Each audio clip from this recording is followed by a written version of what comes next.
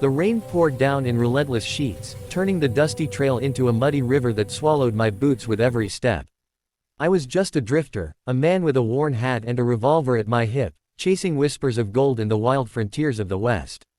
That evening, as thunder cracked the sky like a whip, I spotted her, a figure crumpled by the creek, her dark hair matted and clinging to her skin like black silk in the storm. She was native, her traditional dress torn and soaked through, beads and feathers scattered like forgotten prayers in the water. Blood mixed with the rain from a gash on her forehead, and her chest rose in shallow, desperate breaths. Raiders, I figured, or maybe a fall from her horse. The signs were there in the trampled grass and the distant echo of gunfire long faded. Without a second thought, I dismounted Thunder, my faithful stallion, and waded into the frigid current, the cold biting into my bones like 1,000 needles. Her eyes fluttered open as I lifted her limp form, her body light yet feverish against my chest, and in that moment, something stirred in me, a pull deeper than pity, raw and unspoken. I carried her to the shelter of an overhanging rock, laying her down on my duster as a makeshift bed, my hands trembling not from the chill but from the vulnerability etched in her features. As I built a fire with flint and dry tinder hidden beneath bark, her gaze locked onto mine, dark and fierce, like the storm itself had poured into her soul. She murmured words in a tongue I didn't know, but her hand reached out, fingers brushing my arm in silent gratitude. That night, under the flickering flames, I tended her wounds with whiskey-soaked cloth and strips from my shirt, unaware that fate had just bound us in ways neither could foresee. Dawn broke with a hesitant light, filtering through the canopy of pines like shy fingers probing the earth. She stirred as the fire died to embers, her name slipping from her lips in a voice like wind through canyon walls. Lyra, she called herself, daughter of the wandering Lakota. The cut on her brow had crusted over, but fever lingered in her flushed cheeks, turning her olive skin to a glow that mesmerized me. I offered her strips of jerky and water from my canteen, watching as she ate with the grace of a deer, her eyes never leaving my face. Stories unfolded in broken English and gestures. She had been separated from her band during a raid by white outlaws hungry for land and lives. Her horse shot out from under her as bullets sang through the air. I nodded, sharing my own scars, the war that took my brother, the bottle that numbed the nights, the endless ride for something I couldn't name. By midday, her strength returned enough for us to move, and I helped her onto Thunder's back, my arms steady around her waist as we rode toward the safety of my hidden camp miles away. The trail wound through valleys thick with wildflowers now bowed by the night's deluge, and in the rhythm of the horse's gait, her body pressed close to mine, warm and yielding. Conversation flowed like the creek we'd left, tales of stars that guided her people and the constellations I mapped in lonely skies. As the sun climbed high, casting golden halos on her braided hair adorned with feathers, I felt the weight of her trust, a fragile bridge over the chasm of our worlds. Yet beneath it simmered something electric, a current that made my pulse quicken when her hand rested on my thigh for balance. We arrived at camp as shadows lengthened, a simple lean-to of branches and canvas where my bedroll waited, and as I eased her down, her fingers lingered on my shirt, pulling me closer with unspoken intent. The afternoon sun dipped low, painting the camp in hues of amber and rose, as if the sky itself approved of our fragile sanctuary. Lyra moved with renewed vigor, insisting on helping with chores despite my protests, gathering wood with a sway that drew my eyes despite my resolve. Her skirt hiked just enough to reveal the curve of her calf marked by the day's trials. We shared a meal of beans heated over the revived fire, the steam rising like offerings to the spirits she whispered thanks to before eating. Her laughter came easy now, a melody that cut through the wilderness silence, recounting childhood escapades chasing buffalo under endless plains. I found myself opening up, words tumbling out about the farm back east I'd fled, the woman who left me for a richer man, the emptiness that drove me west. Her eyes, deep pools of midnight, held no judgment, only a warmth that wrapped around my confessions like a blanket. As evening crept in, stars pricking the velvet sky, she traced patterns in the dirt with a stick, symbols of protection, she said, for the man who pulled her from the water's grasp. The fire crackled between us, casting dancing shadows that played across her form, highlighting the tear in her bodice where skin gleamed like polished bronze. A chill wind stirred the leaves, and she shivered, drawing her knees to her chest. Without thinking, I shrugged off my jacket and draped it over her shoulders, my hand brushing the nape of her neck, sending sparks through us both. She turned, her breath catching, and in that suspended moment, the world narrowed to the space between our faces, her lips parted, inviting, as the night deepened its hold. Night fell like a heavy cloak, the moon a silver sickle slicing through the dark, illuminating the camp in ethereal glow. Lyra's fever had broken fully, leaving her radiant, her movements fluid as she prepared a poultice from herbs she'd foraged at dusk, her fingers deft and sure. I sat transfixed, nursing a tin cup of coffee laced with the last of my whiskey, the bitterness mirroring the ache in my chest. She knelt before me, applying the cool mixture to my knuckles, scraped raw from the ride, her touch lingering like a promise. "You save me," she whispered, her accent wrapping the words in silk, "now I heal you." Gratitude swelled in me, but it was more, desire, fierce and unbidden, stirred by the way her hair cascaded like a raven's wing over her shoulder. We talked of dreams deferred, her wish to reunite with her kin, my vague hope for a claim that would anchor my wandering soul. The conversation wove intimate threads, her hand finding mine, palm to palm, as if testing the fit of destinies entwined. Embers glowed low, and she rose, extending her hand, leading me to the bedroll spread beneath the stars. No words were needed, her eyes spoke volumes, a tempest of need mirroring my own. As we lay side by side, the air thick with unspoken yearnings, her body curved toward mine, the heat of her skin a beacon in the cool night. My heart thundered like distant hooves, every nerve alight, as her fingers traced the line of my jaw, drawing me into the orbit of her world. The stars wheeled overhead in silent vigil, witnesses to the unfolding of something primal and profound. Lyra's breath was warm against my neck, her form pressing closer, the scent of earth and wild sage clinging to her like a lover's perfume. I hesitated, my calloused hand hovering over the curve of her hip, the fabric of her dress damp and clinging from the day's remnants.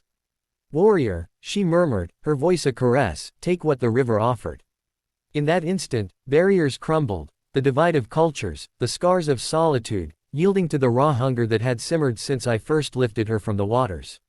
Her lips met mine, soft yet insistent, tasting of salt and storm, igniting a fire that consumed restraint. Hands explored. With tentative reverence, mine mapping the valleys of her back, hers unbuttoning my shirt with fingers that trembled not from fear but fervor. The night air cooled our fevered skin, but the press of bodies wove warmth unbreakable. She arched beneath my touch, a gasp escaping like a prayer, her nails grazing my shoulders in rhythms as old as the land itself. Whispers in her native tongue mingled with my ragged breaths, a symphony of surrender. Time suspended, the world beyond our entwined forms dissolving into irrelevance. In the cradle of that moment, I found not just release, but a tether, a bond forged in rescue and reciprocated in passion, under the indifferent gaze of the cosmos. Dawn's first blush crept over the horizon, gilding the treetops in gold, as we lay tangled in the aftermath, sheets of breath slowing to contented sighs. Lyra's head rested on my chest, her fingers idly tracing the tattoos of my past, ink from a sailor's whim in a port long forgotten. Sleep had claimed us briefly, but awakening brought clarity, the night's fervor etched in every languid stretch and shared glance. She rose first, naked grace in the morning light, slipping into her mended dress with a smile that promised more than words could.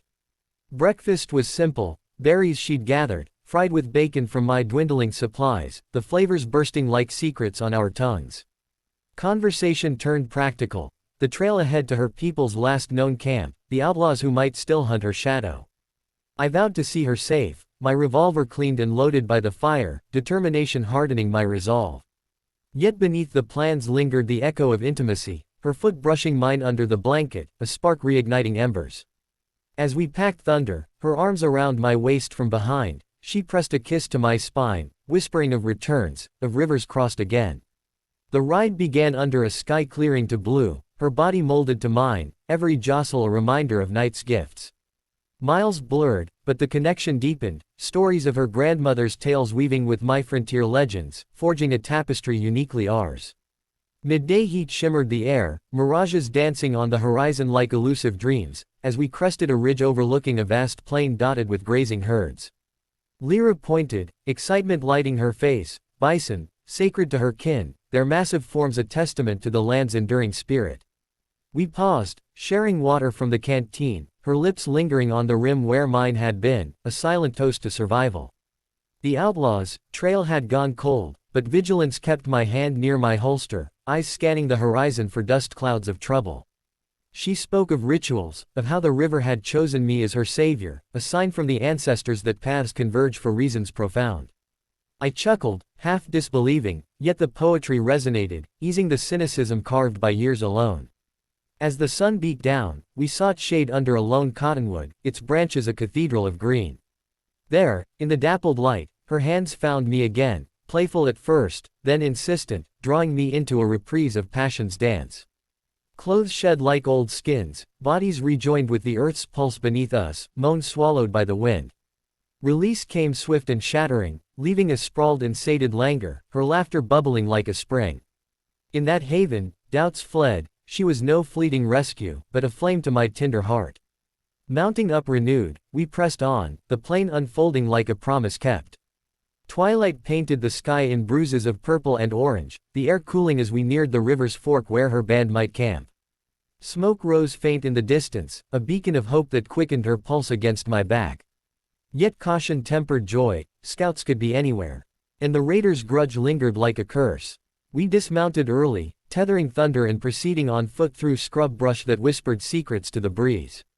Lyra moved like a shadow, her knowledge of the terrain guiding us unerringly, while I covered our flank, senses honed to every snap of twig. As stars emerged, one by one, she halted, pointing to firelight flickering through trees, her people, alive and gathered. Relief washed over her features, tears glistening like dew, and she turned to me, arms encircling my neck in a fierce embrace. "You bring me home," she breathed, her kiss salty with emotion, a seal on our shared odyssey. But parting loomed, a specter in the gathering dark, and her eyes pleaded for one last indulgence. Beneath the ancient oaks, we surrendered again, urgency blending with tenderness, her body a map I memorized in frantic caresses. Climax crested like a wave, crashing us into exhausted bliss, limbs entwined as if to defy dawn's separation.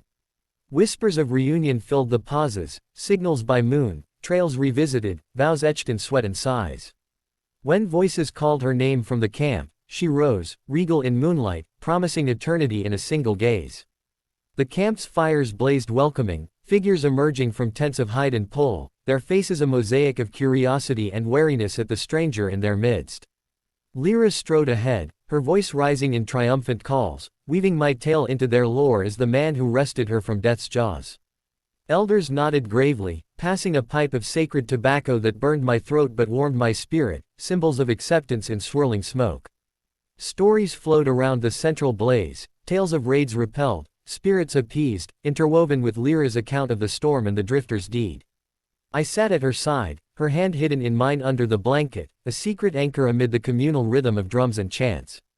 Night deepened, the group's energy a living pulse that invited me in, yet my eyes sought only hers, dark with the knowledge of our private rights. As embers dimmed and kin retired to slumber, she led me to the river's edge, away from prying eyes, the water murmuring approval of our return. There, in the shallow flow that had nearly claimed her, we bathed in moonlight's glow, hands soaping skin with intimate care, laughter mingling with splashes. Desire reignited, inevitable as tides, bodies slick and urgent against the current's caress. We moved as one, waves lapping our union, her cries muffled by my shoulder in ecstatic release. Afterward, wrapped in her shawl, we lay on the bank, planning futures, my joining hunts, her teaching me the land's tongue, dreams solidifying under the watchful stars.